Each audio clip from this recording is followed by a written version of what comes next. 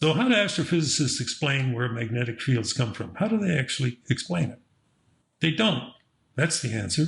Because we always must remember that astronomers had to be dragged kicking and screaming into acknowledging the presence of magnetic fields in space.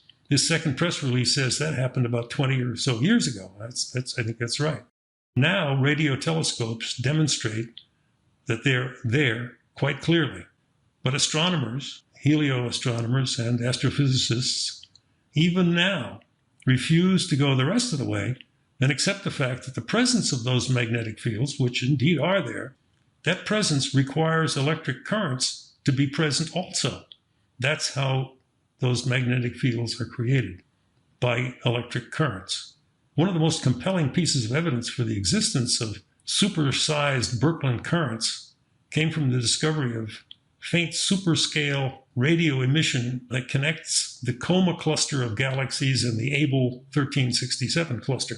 We're talking about two clusters of galaxies. Now, a galaxy by itself is unimaginably large, but now you're talking about clusters of galaxies, and you have two different clusters of galaxies widely separated by distances that are unimaginable.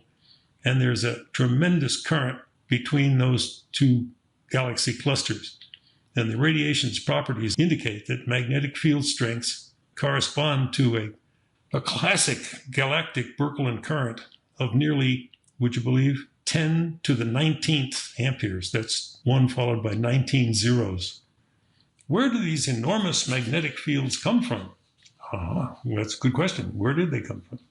The quote says, "It clearly cannot be related to the activity of a single galaxy or single explosions or winds from supernovae," said one astrophysicist at the University of Bologna who makes state-of-the-art computer simulations of cosmic magnetic fields. Now, this fellow who said that makes state-of-the-art computer simulations of cosmic magnetic fields. Just hold on a second. How can anyone make a computer simulation if they don't have the vaguest idea of what causes what they're trying to simulate? Computers have to be programmed with mathematical expressions that describe the interactions of the basic physical entities that give rise to the phenomenon you're trying to simulate. How are you going to simulate something when you don't know what has to be present to simulate it, to create it?